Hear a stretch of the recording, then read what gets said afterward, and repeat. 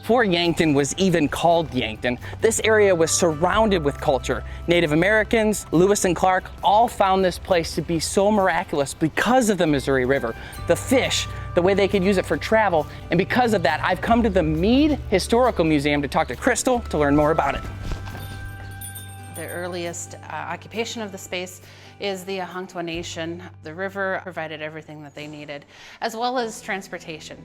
And this looks like a buffalo hide. Native nations in this area, of course, use the bison. They would take the hide and they would wrap it around a wet tree willow so that they could make a bowl shape for a boat.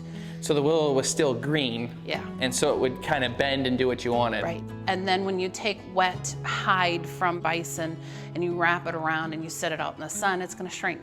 Along the way, they figured out that if you leave the hair on the outside, it won't spin so much in the current. Because of the current when you're going down the river. Right. Okay. Yeah. So. Little drag system. Right. Absolutely.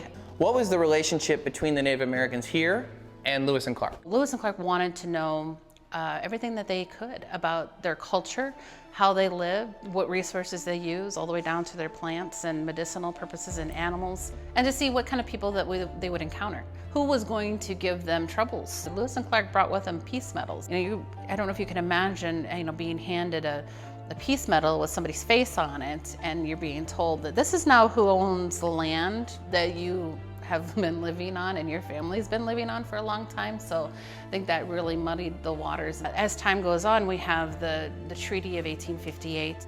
And again, the river location, the levee, how easy it was to access the river played into why this site then became the capital of Dakota Territory. It was a great way for the river boats to come up from St. Louis with a lot of goods and distribute so that settlements can start and happen. Sometimes when I think about like these types of stories and the history of an area, and you come to a place like this where there was so much happening, and you think back to the 1700s and the 1800s and how everything built up around the river, and to think now that the river's being infiltrated and it's something that we should protect to at least keep the fish that were here. It still definitely will have a huge impact if we can't get it under control. So. I am captivated by the stories of the past that Crystal shared with me about how Native Americans and European settlers used the river so creatively for travel and sustenance. The reason the Asian carp are such a threat is because they're filter feeders, so they feed on microscopic organisms known as zooplankton. Now I'm headed to a local aquarium to get a look at the fish that are being negatively impacted by the Asian carp.